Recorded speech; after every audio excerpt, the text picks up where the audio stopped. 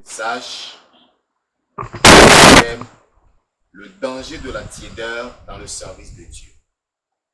Le danger de la tiédeur dans le service de Dieu. Lisons Apocalypse chapitre 3, du verset 15 au verset 20.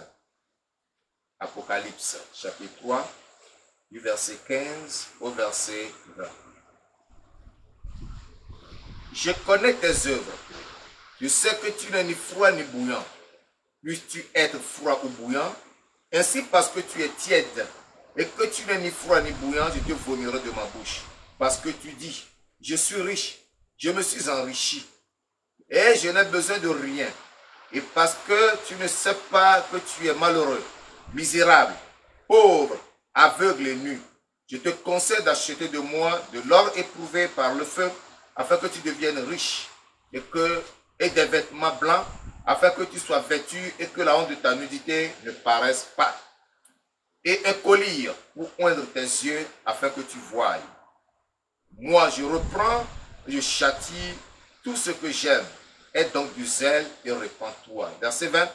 Voici, je me tiens à la porte et je frappe.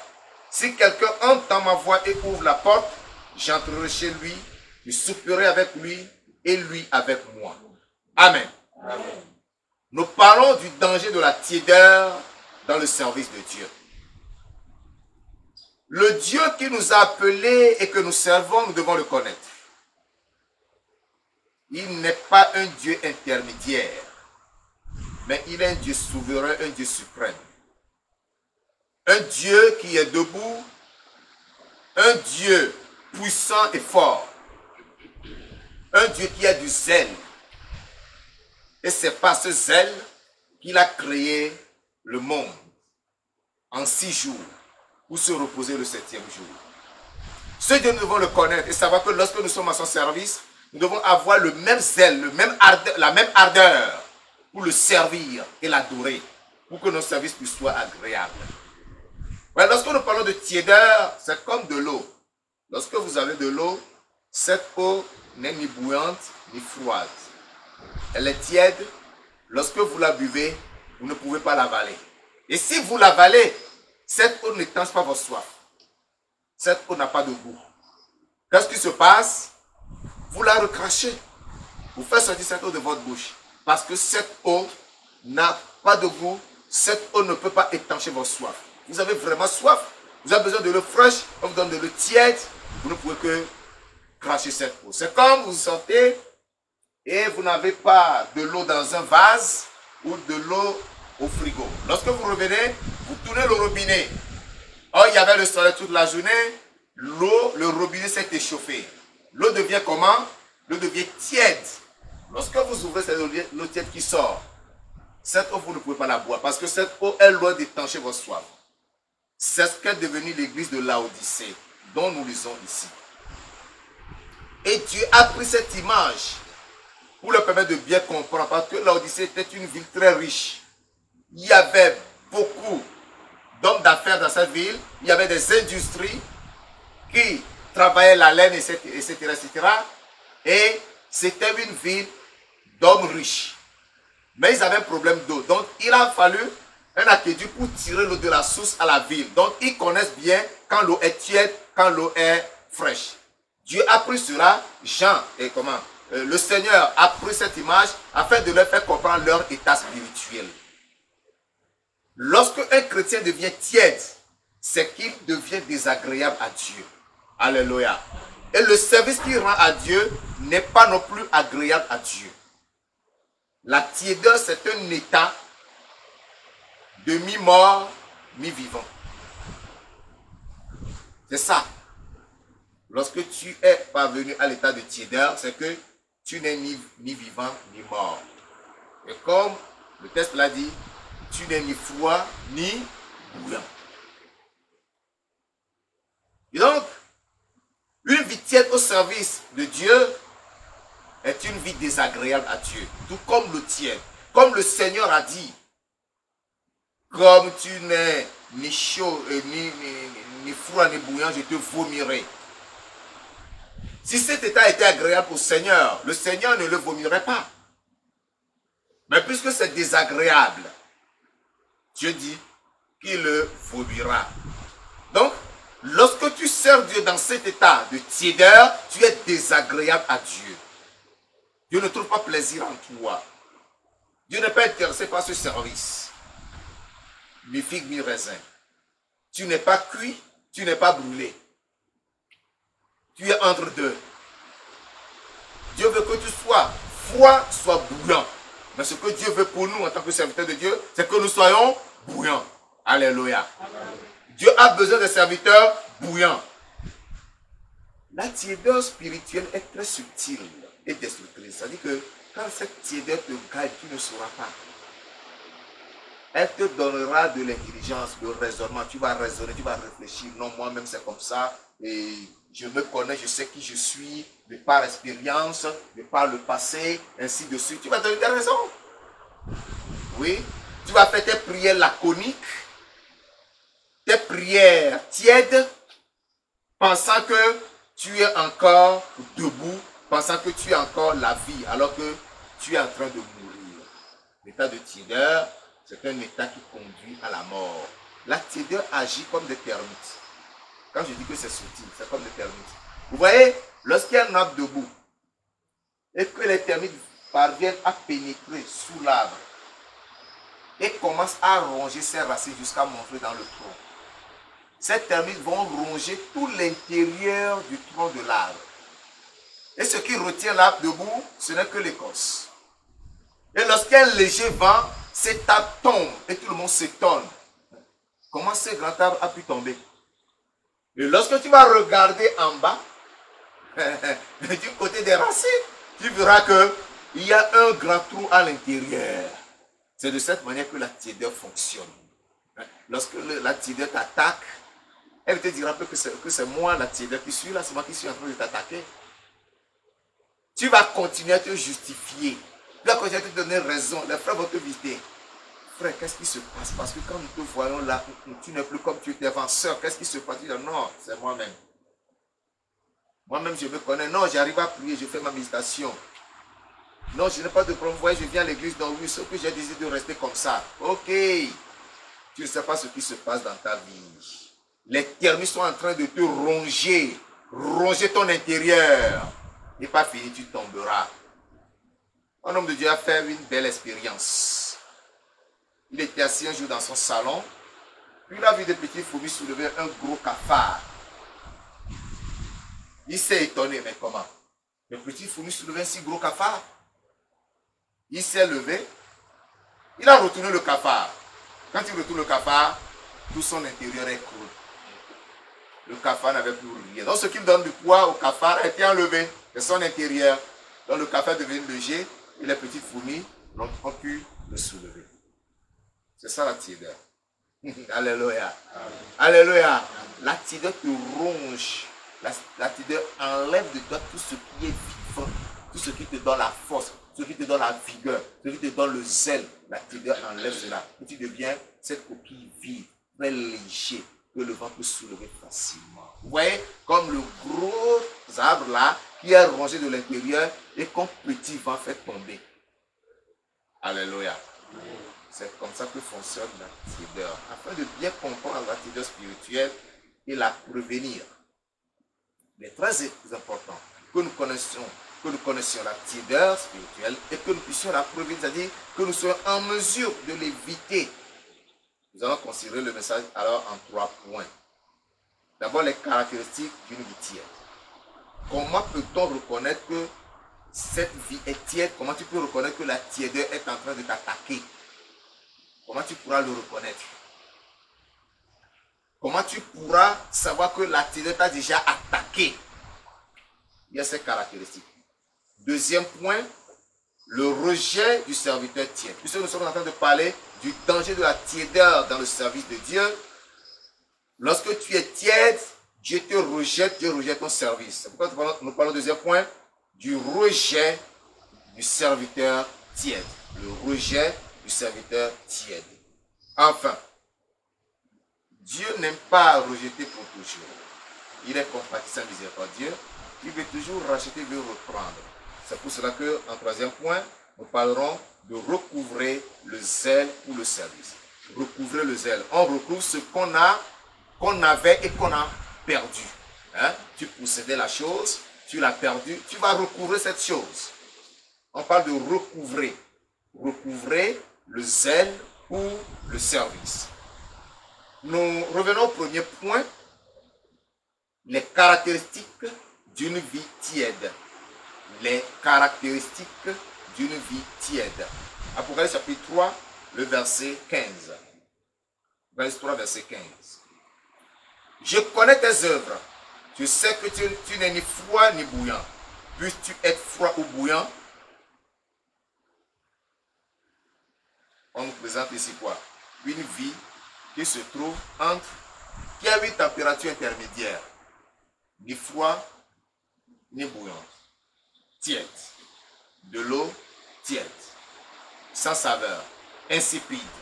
Incapable d'étancher la soif. Verset 17. Parce que tu dis, je suis riche, je me suis enrichi. Et je n'ai besoin de rien. Et parce que tu ne sais pas que tu es malheureux, misérable, pauvre, aveugle et nu. Vous voyez comment la tiédeur a rendu quelqu'un malheureux.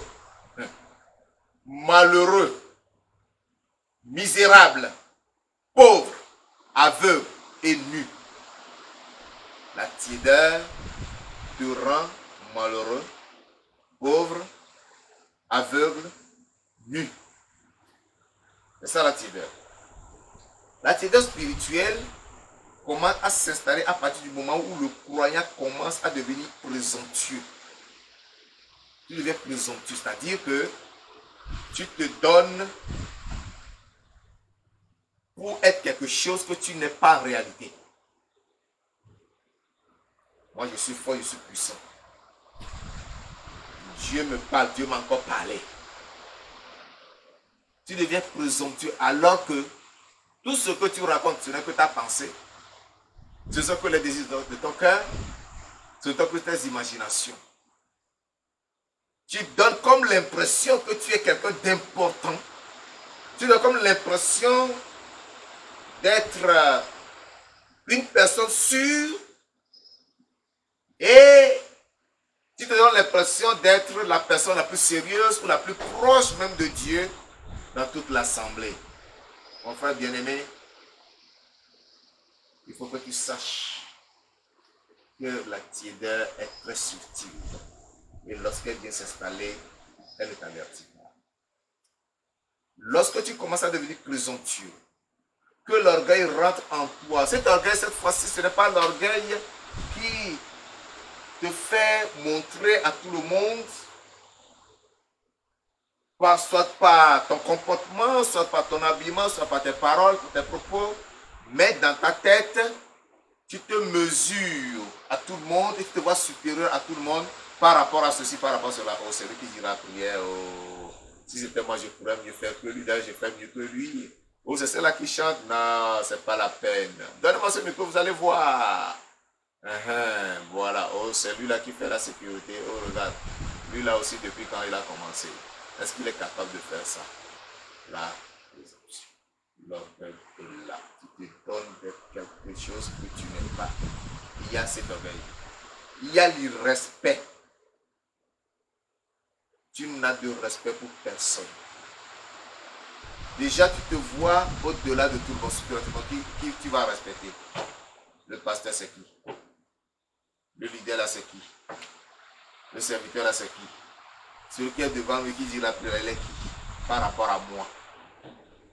Tu n'as de respect pour personne. On te dit debout, tu dis non, moi je reste assis. Assis, tu dis non, ça me plaît de rester debout. Puis comme ça, tu dis non, moi je connais, c'est pas comme ça qu'on prie, je ne peux pas faire cette prière. Il respecte. Tu viens te dire à ce temps, tu dis non, la place ne me convient pas, c'est la place qui me convient. Tu n'as de respect pour personne. La tiédeur est en train de faire son œuvre. Orgueil, hautain, tu deviens arrogant. Arrogant. Il y a l'arrogance. Tu réponds aux gens de façon désobligeante. Tu parles aux gens de façon désobligeante. Parce que tu dis, verset 17, je me suis enrichi. je me suis enrichi. Et je n'ai besoin de rien. Et parce que tu ne sais pas que tu es malheureux, misérable, pauvre, aveugle et nu. Vous voyez? C'est ça, c'est comme ça que la tiédeur fonctionne. Il te donne une idée surestimée de toi-même alors que tu n'es même pas proche de ce que tu penses ou imagines. D'autre part, lorsque le croix se mêle aux inconvertis, la tiédeur, lorsque tu vas commencer à te mêler aux inconvertis, c'est-à-dire que les inconvertis deviennent tes compagnons, tes amis, ceux avec qui tu passes le plus clair de ton temps, tu partages des histoires, qui sont des inconvertis que tu fréquentes, la tiédeur est en train de faire son travail déjà. Dans la Bible, dans Osée, chapitre 7, voyons du verset 8 au verset 11. Osée, chapitre 7, à partir du verset 8. Je lis.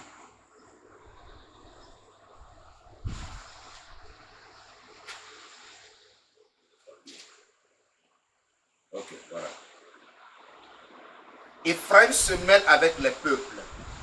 Ephraim est un gâteau qui n'a pas été retourné. Des étrangers consument sa force et il ne s'en doute pas.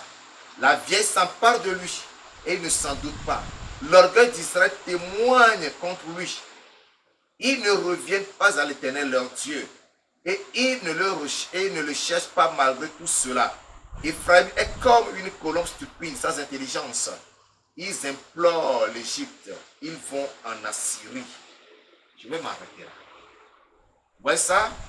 On dit que Ephraim se mêle au peuple. C'est-à-dire, quand tu commences à fréquenter, quand tu commences à imiter, à ressembler aux inconvertis, tu commences à te comparer aux gens, que ceux-là soient des croyants ou des non-croyants,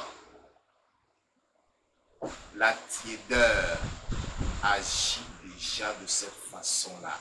La tiédeur est déjà là. C'est la tiédeur qui te pousse à agir de la sorte. Tu te compares aux gens, tu te mêles aux inconvertis, tu partages tout avec les inconvertis, tu es avec eux, vous êtes des amis, tes secrets, c'est les convertis qui les connaissent.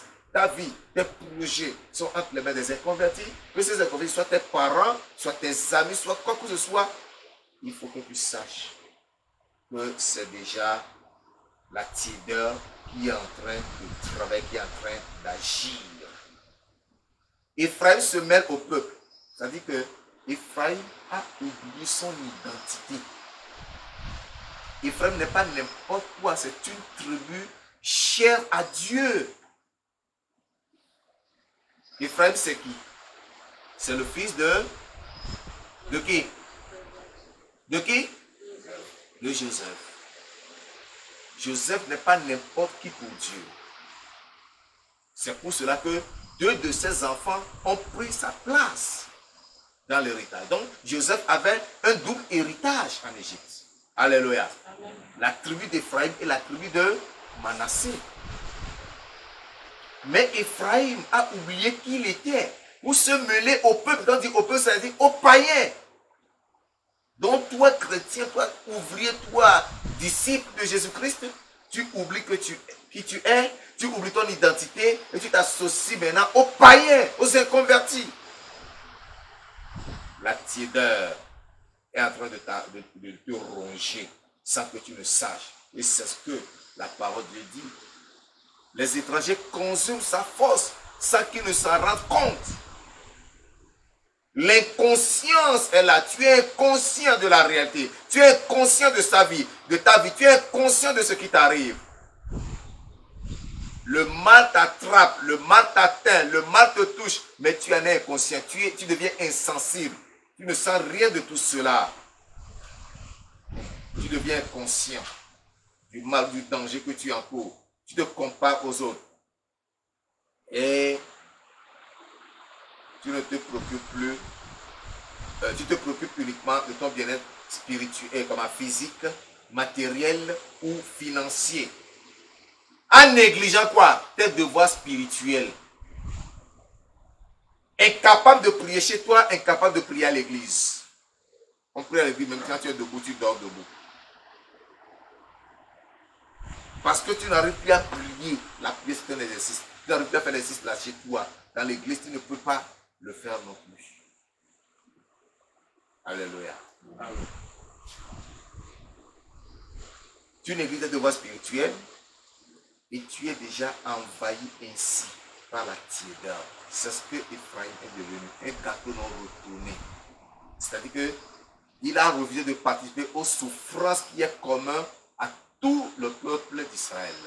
Il ne veut pas être persécuté. Alors, qu'est-ce qu'il fait? Il trouve le compromis avec les peuples. Tu vas trouver le compromis avec les inconvertis. C'est ta vie que tu es en train de mettre en danger. D'autres caractéristiques de la tiédeur, c'est les murmures. Tu commences à murmurer. Tout croyant qui murmure est un croyant tiède. Si tu as le zèle, tu ne vas pas murmurer. Si tu es zélé pour Dieu, tu ne vas pas murmurer. Mais tiède, tu murmures. C'est ça la réalité. Et c'est très dommage. Les plaintes, tu te plains. Oh, le message dure trop. Quel est ce message-là? 50 minutes sont déjà passées, il continue. Une heure déjà passée, il continue. Quelle est cette longue prière-là? La prière là est trop longue. Tu commences à te plaindre. Oh, tous les jours, réunion, tous les jours, réunion. Je suis à l'église le dimanche, je suis à l'église le mercredi, je suis à l'église le jeudi. Non, moi je suis fatigué. Tu commences à te plaindre. La tiédeur est en train de te manger. La tiédeur fait son mot déjà. Et puisque tu te plains, la prochaine étape, c'est que tu fais le choix des séances maintenant. Bon, il y en a trop là. Moi, je ne peux plus aller à toutes les séances. Je choisis maintenant le culte de dimanche. Et la réunion de jeudi. Voilà. Mercredi, barré. Ils ne me verront plus. Prière vendredi. Non, je ne suis pas dedans. Voilà. Tu fais le choix de tes réunions. Et ensuite, il y a quoi? Le retard au programme. Tu arrives en retard. Tu viens là, tu traînes les pas. Tu marches comme une femme qui est sur le point d'accoucher. Fatigué, tu t'assois lourdement. Tu ne bouges plus. L'hypocrisie. L'hypocrisie en toi. Tu affiches une image à l'église et derrière le mur de l'église, tu es autre chose. L'hypocrisie. La nonchalance. Tu deviens nonchalant. Fais ça, oui, je le fais. Tu traînes les pas. Ou tu le fais quand ça te plaît. Tu deviens nonchalant. Parce que le zèle est perdu, c'est la tiédeur qui est là. Attention, le Seigneur dit, ainsi parce que tu es tiède et que tu n'es ni froid ni bouillant, je te vomirai de ma bouche. Les tièdes ne pourront pas rester dans le champ du Seigneur longtemps. Ils seront vomis. C'est la promesse de Dieu. C'est ce qui nous conduit au deuxième point. Le rejet du serviteur tiède. Le rejet du serviteur tiède. Mon frère bien-aimé, ma soeur, il faut que tu saches que tu as besoin d'être bouillant pour le Seigneur. Parce que si tu es tiède, le Seigneur va tout rejeter. Apocalypse, chapitre 3, le verset 16. Apocalypse, chapitre 3, le verset 16.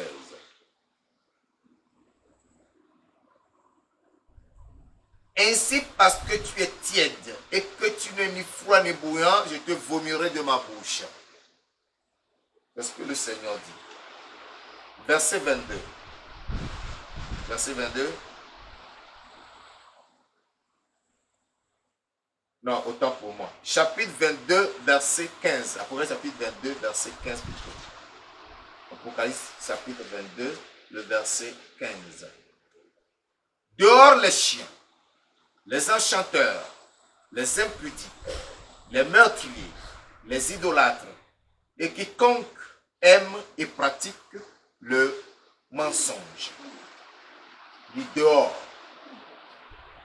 Chrétien tiède, tu n'es pas différent d'un impudique, d'un enchanteur, d'un idolâtre. Tu n'es pas loin d'un menteur. Que comme Dieu rejette le menteur, l'impudique, Dieu te rejette aussi, toi qui es tiède. C'est pour cela que nous devons prendre conscience pour combattre la tiédeur afin de garder notre zèle pour le Seigneur. 1 Corinthiens chapitre 6, versets 9 et 10. 1 Corinthiens 6, 9 et 10. Il dit, ne savez-vous pas que les injustes n'hériteront point le royaume de Dieu? Ne vous y trompez pas, ni les impudiques, ni les idolâtres, ni les adultères, ni les efféminés, ni les infâmes, ni les voleurs, ni les cupides, ni les ivrognes, ni les outrageurs, ni les ravisseurs n'hériteront le royaume de Dieu. Non seulement ton service est rejeté, mais toi-même, si tu continues dans la tiédeur, tu seras exclu du royaume de Dieu. C'est ce que le passage veut nous faire comprendre. Tout cela à qui on dit ni, non d'héritage dans le royaume de Dieu, c'est que toi, le tiède aussi, tu n'as pas de place dans le royaume de Dieu. Tu seras rejeté. Tu seras mis dehors. Éphésiens 5, le verset 5.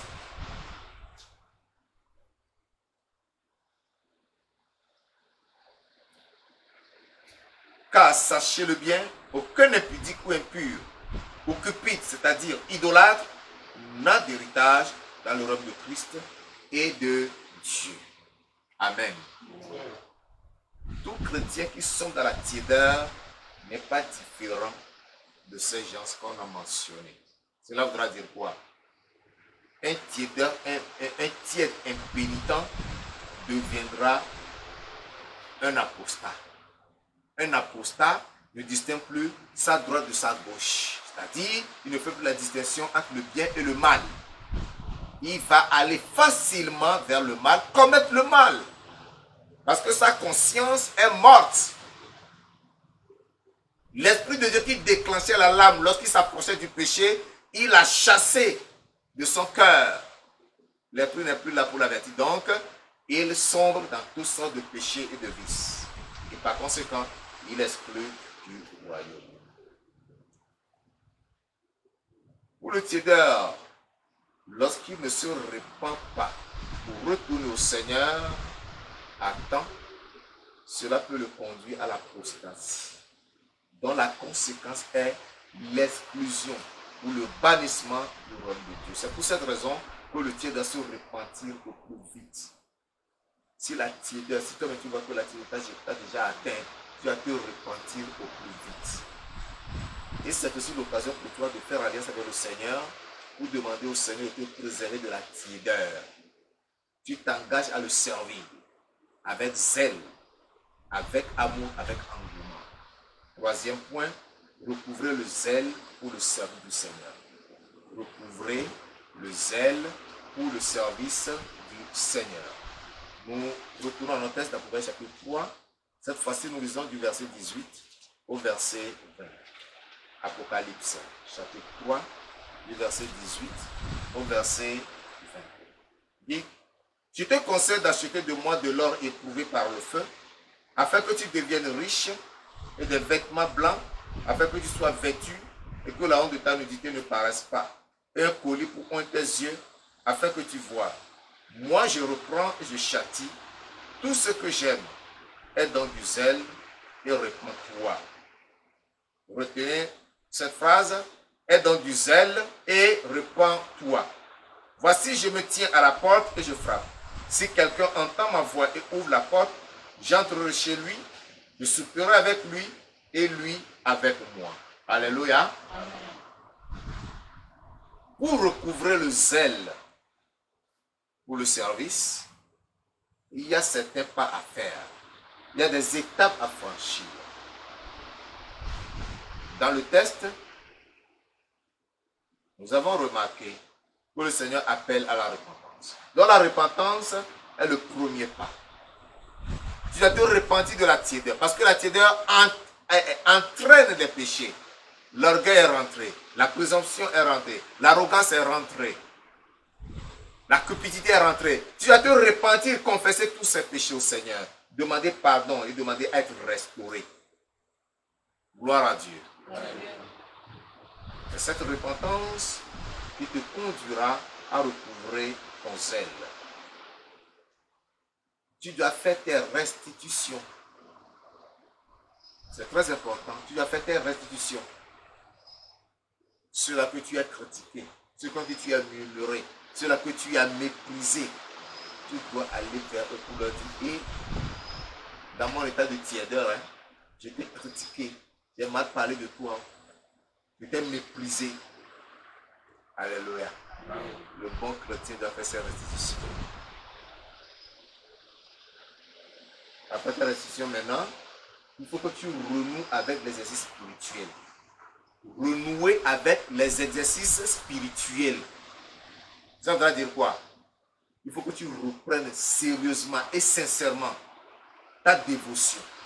C'est-à-dire la prière du matin avec la méditation de la parole de Dieu, comme Jésus même le faisait, selon Marc chapitre 1, le verset 35, vers le matin lorsqu'il faisait encore sombre, Jésus se leva et alla dans un lieu désert où il pria. Marc 1, 35.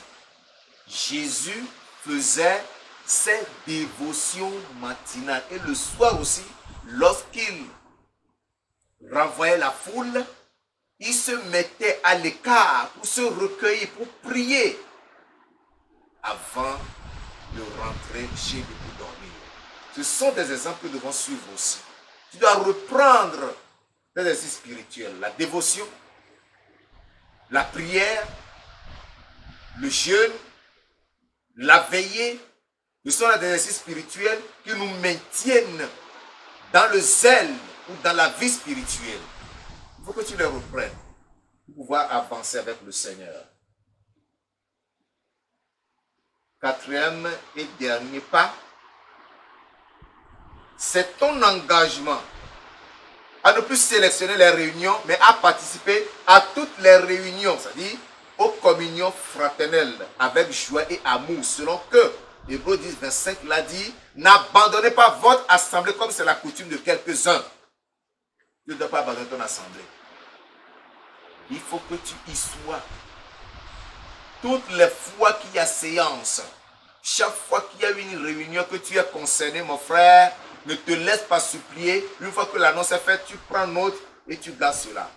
Le jour et à l'heure indiquée, tu es présent à cette réunion. Voyons quelques passages qui nous recommandent le zèle ou qui nous conseillent d'avoir du zèle ou nous donnent des exemples de gens qui avaient du zèle pour le Seigneur. Nombre chapitre 25, le verset 11. Nombre chapitre 25, le verset 11.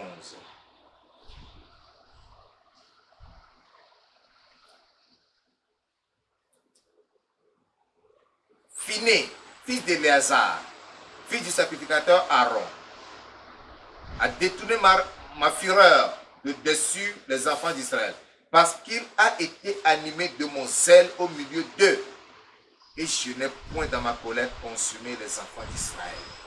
Amen. Qu'est-ce que Phiné a fait pour détourner la colère de Dieu, afin qu'il ne détruise pas les enfants d'Israël? Dans la plaine de Moab, les enfants d'Israël s'étaient livrés à l'idolâtrie avec les filles de Moab. Non seulement cela, ils s'étaient livrés à la débauche avec ces filles de Moab. Et pendant qu'ils pleuraient devant la tente, se lamentant parce que la colère de Dieu menaçait déjà, voilà un homme israélite qui passait sous les regards de tout le monde avec une femme madianite et qui est rentré dans sa tente. Quand Phiné a vu ça, il s'est emparé de sa lance et les a soumis dans la tente. Et comme ils étaient l'un au-dessus de l'autre, il a pris sa lance et il les a transpercés contre la terre. Ils étaient restés là et ils sont morts. C'est pas cela que la colère de l'Éternel a été détournée. C'est pour cela que Dieu dit qu'il était animé de son zèle. Le zèle de Dieu l'a animé.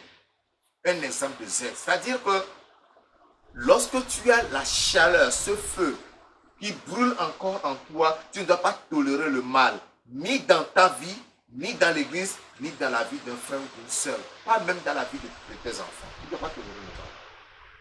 Alléluia. C'est l'exemple que Finney nous donne. Il a vu le mal et dit, mais nous avions commis un péché. La colère de Dieu est sur nous. Et toi, tu ne crains pas. Tu veux encore commettre un autre péché pour aggraver la situation. Non, je ne te laisserai pas faire. Ton sang doit verser. Il les a suivis dans la tente avec sa lance. Allez. Et la colère de Dieu s'était éteinte. Alléluia. S'il y a ce zèle en toi, tu ne vas pas tolérer le mal. Alléluia. Tu ne dois pas avoir peur de réprimander le frère lorsqu'il se comporte mal. Tu ne dois pas avoir honte de lui dire la vérité. Parce que le zèle là, ce feu là est en train de brûler en toi.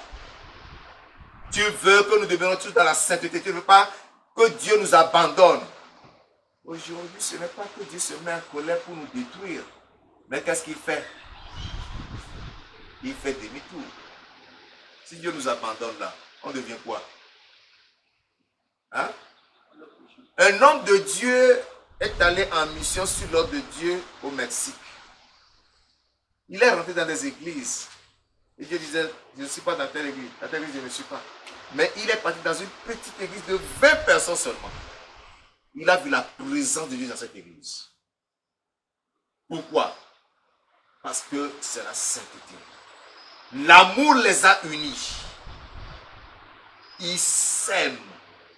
Ils sont unis. Et ensemble, ils luttent contre le péché. Une petite église de 20 membres.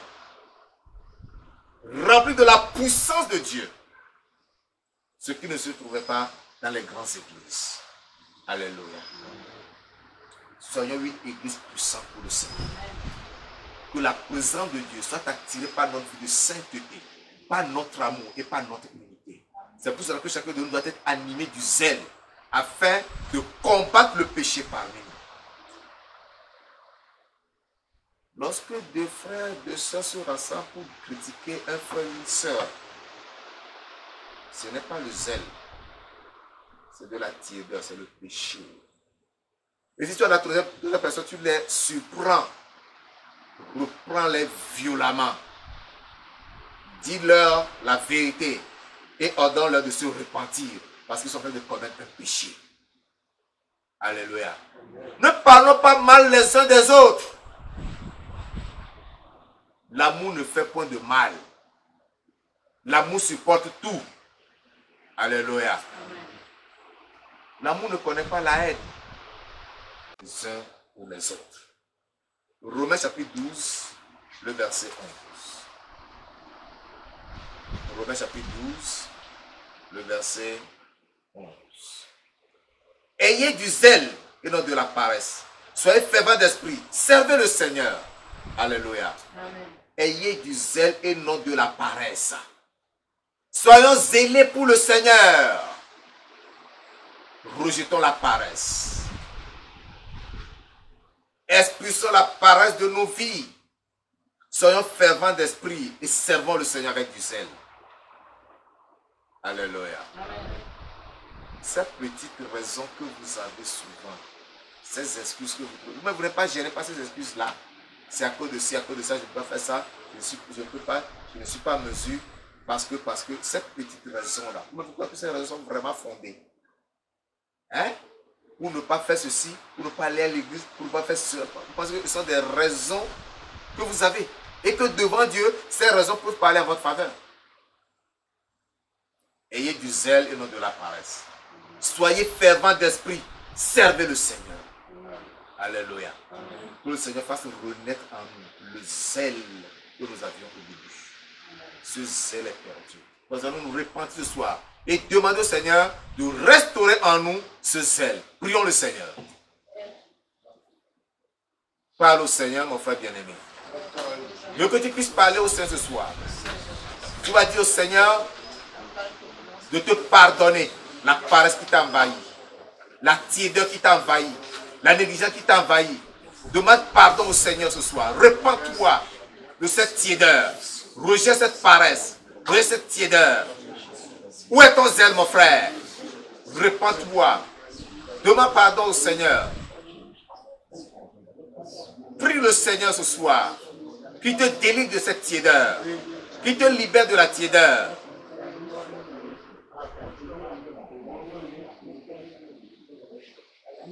Tu pouvais prier. Tu pouvais sortir évangéliser. Tu pouvais charger ton téléphone, appeler tes frères, telle soeur. Mais aujourd'hui, tu ne le fais plus. Tu dis, oh, je n'ai plus l'argent. Non, les unités là, ça ne me suffit pas. Mais tu en as pour faire autre chose. Tu n'as pas le temps pour visiter les frères. Tu n'as pas le temps pour sortir évangéliser. Tu attends qu'on te dise d'abord, va évangéliser pour que tu le fasses. Tu attends qu'on te dise, va visiter tel frère pour que tu le fasses. Ton zèle est parti où? Tu attends qu'on te dise, va prier d'abord. Tu attends qu'on te dise, viens. Lorsqu'on est déjà là à la réunion, on t'appelle, viens mon frère pour que tu viennes.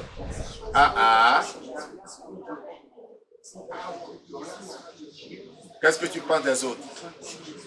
Lorsque le frère est devant en train de diriger la prière, l'autre en train d'accueillir les gens qui rentrent dans l'église pour les installer, qu'est-ce que tu dis dans ton cœur?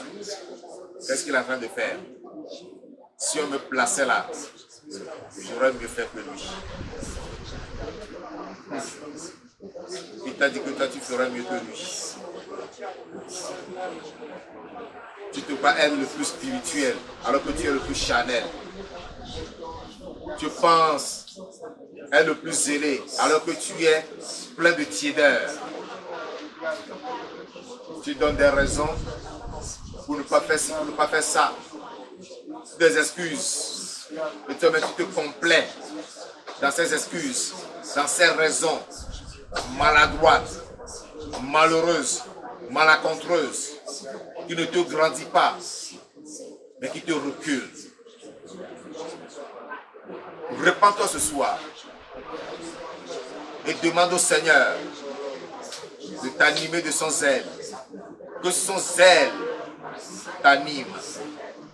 Que le Saint-Esprit te restaure ce soir. Que le Saint-Esprit te rétablisse ce soir. Et que le zèle de l'Éternel t'anime.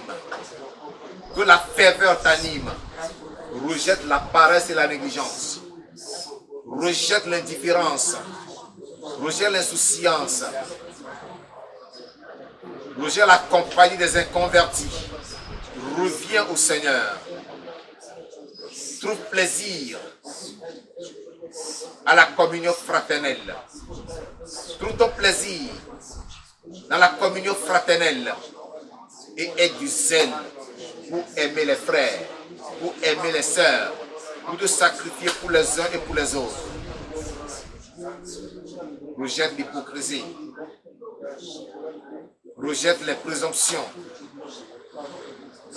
Rejette les prétentions. Rejette les comparaisons que tu te fais par rapport aux autres. Et dis au Seigneur d'allumer en toi son feu. Son feu qui te réveille. Son feu qui t'inculque le zèle. Son feu qui t'inculque la ferveur. Pour que tu serves et adores Dieu en esprit et en vérité. Pour lui être agréable. Pour que ton service lui soit agréable. Pour que Dieu ne rejette plus ton service.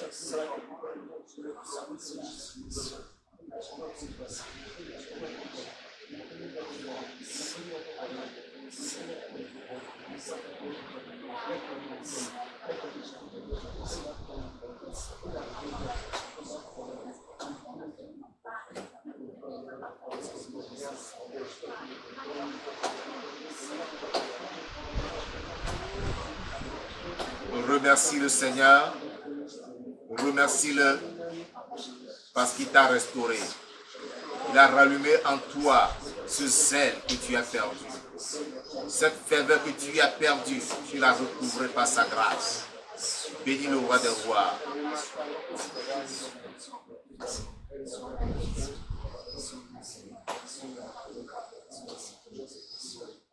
Au nom de Jésus-Christ de Nazareth, nous prions. Sois glorifié, Saint-Père, sois exalté, parce que tu as délivré tes enfants de la tiédeur. Je prie que cette tiédeur disparaisse complètement du milieu de nous. Et que le feu de ton esprit soit allumé dans nos vies. Que nous soyons tous zélés pour toi et fervents d'esprit pour te servir en esprit et en vérité au nom de Jésus de Nazareth. Aide chacun de nous à rester debout dans cette ferveur pour toi, pour pouvoir avancer dans ce zèle, pour progresser et faire des exploits pour ta gloire au nom de Jésus-Christ. Que plus jamais personne ne retombe dans la tiédeur. Merci Père parce que nous croyons que tu nous as exaucés. Gloire et louange te soient rendues pour ta fidélité. Au nom de Jésus de Nazareth, nous avons prié. Amen. Amen. Je vous assure que Dieu vous bénisse.